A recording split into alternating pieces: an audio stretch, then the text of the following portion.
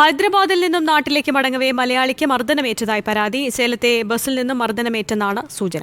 ഗുരുതര പരിക്കേറ്റ തൊടുപുഴ സ്വദേശി ആന്റണി കോട്ടയം മെഡിക്കൽ കോളേജ് ആശുപത്രിയിൽ ചികിത്സയിലാണ്. ഹൈദരാബാദിൽ നിന്നും നാട്ടിലേക്ക് വരികയായിരുന്നു തൊടുപുഴ സ്വദേശിയായ ആന്റണി. എന്നാൽ ഫോൺ വിളിച്ചിട്ട് എടുക്കാതെയായതോടെ സംശയം തോന്നിയ കുടുംബം പോലീസിൽ പരാതി നൽകുകയായിരുന്നു. 11 മണി ഒക്കെ ആയപ്പോൾ എന്നെ വിളിച്ചു. ലാസ്റ്റ് വിളിക്കണമായിരുന്നു. അതുവരെ ഇടയ്ക്കിടയ്ക്ക് ഇങ്ങനെ 10 മിനിറ്റ് ഇടവിട്ട് എന്നെ വിളിച്ചുകൊണ്ടിരിക്കുമായിരുന്നു. തൊടുപുഴ സ്റ്റേഷനിൽ ചെന്ന് വിവരം പറഞ്ഞപ്പോൾ അവർ പറഞ്ഞു അവരുടെ പരിധിയിലുള്ള കേസല്ല, അതുകൊണ്ട് അവർ വേണമെങ്കിൽ ഒന്ന് അന്വേഷിക്കാം, പക്ഷേ കൃത്യമായിട്ട് അറിയണമെങ്കിൽ അത് കരിമണ്ണൂർ സ്റ്റേഷനിലേക്ക് പോകാൻ പറഞ്ഞു.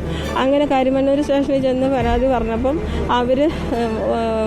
അവർ വേഗം അന്വേഷിച്ചിട്ട് അവർ ഇയാളെ വിളിച്ചപ്പോഴാണ് ശങ്കർ എന്നാണ് പേരെന്ന് പറഞ്ഞതും. പക്ഷെ പോലീസിനോട് ഇയാൾ പറഞ്ഞു എന്ന് പോലീസ് എന്നോട് പറഞ്ഞത്. ഗുരുതര മർദ്ദനമേറ്റ് സേലത്തെ ആശുപത്രിയിൽ കഴിയുകയായിരുന്ന ആന്റണിയെ പിന്നാലെ കോട്ടയം മെഡിക്കൽ കോളേജിലേക്ക് എത്തിച്ചു. ആഴത്തിലുള്ള മുറിവും അണുബാധയും കൂടിയതോടെ ആന്റണിയുടെ ഇടത്തെ കാൽ മുറിച്ചു മാറ്റി. ഇപ്പോഴും ഇയാൾ തീവ്രപരിചരണ വിഭാഗത്തിൽ കഴിയുകയാണ്. എന്താണ് മർദ്ദനത്തിന് കാരണമെന്ന് വ്യക്തമല്ല. ബസ്സിനുള്ളിൽ വെച്ച് മർദ്ദനമേറ്റെന്ന അനുമാനത്തിലാണ് പോലീസ്. ചികിത്സയിൽ കഴിയുന്ന ആന്റണിക്ക് കൃത്യമായി പറയാൻ സാധിച്ചാൽ മാത്രമേ ഒരു വ്യക്തത വരികയുള്ളൂ. നിലവിൽ ചികിത്സയിലുള്ള ആന്റണിയുടെ ആരോഗ്യനില മെച്ചപ്പെട്ടു വരികയാണ്.